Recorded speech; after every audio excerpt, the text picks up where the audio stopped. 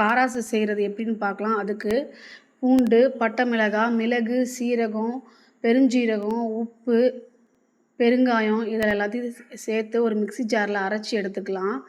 நம்ம 3/4 கிலோ கடல மாவுக்கு 1½ படி அரிசி எடுத்துருக்கோம். அதை ஊற வச்சு நல்லா கெட்டியாக அரைச்சி எடுத்துக்கலாம். அதில் நம்ம அரைச்சி வச்சுருந்த இந்த சாந்து, மிளகாய் சாந்து எல்லாத்தையும் அதை போட்டு நல்லா கலக்கிக்கிறோம்.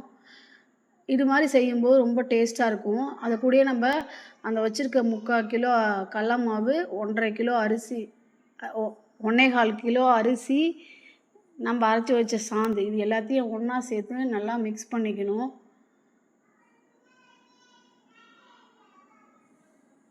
எல்லாத்தையும் நல்லா சப்பாத்தி மாவு பதத்துக்கு நல்லா பிசைஞ்சுக்கோங்க கலந்து. நீங்கள் கையில் தனியாக கடல மாவு வச்சுக்கிட்டு நீங்கள் பார்த்து கொஞ்சம் கொஞ்சமாக கொட்டிக்கலாம். அதுக்கப்புறம் ஒரு வாணலில் தேவையான அளவுக்கு எண்ணெய் 1 லிட்டருக்கு மேலே கண்டிப்பாக இருக்கணும். 1 லிட்ரு 1¼ லிட்ரு எண்ணெய் ஊற்றிக்கலாம். அப்புறம் நம்ம தேவைப்படும்போது ஊற்றிக்கலாம். இது மாதிரி ஒரு ஜல்லிக்கரண்டியை வச்சுக்கிட்டு நம்ம காராசு இது மாதிரி கையால் அமுத்தி எடுத்துக்கும் போது நல்லா நீட்டாக வரும். இது மாதிரி கொஞ்சம் கிண்டி விட்டு நல்லா வெந்ததும் அதை அரிச்சு எடுத்துக்கலாம்.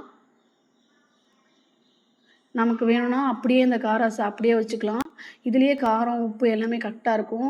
இல்லை இன்னும் நிறையா காரம் சாப்பிடுவீங்க அப்படின்னா இதுக்கு மேலே நம்ம சூடாக இருக்கும் போதே கொஞ்சமாக உப்பு, மிளகாய்த்தூள் போட்டு கலக்கிக்கலாம். அதுவும் இன்னும் கொஞ்சம் காரம் அதிகமாக சாப்பிட்றவங்க அது மாதிரி செஞ்சுப்பாங்க. இதையே 2 விதமாக நம்ம செஞ்சு வச்சுக்கலாம். நல்லா டேஸ்ட்டாக இருக்கும். நம்ம வீட்டிலேயே செய்கிறதால நல்லா சுத்தமான நல்ல எண்ணெயில் டேஸ்ட்டாக செஞ்சுக்கலாம்.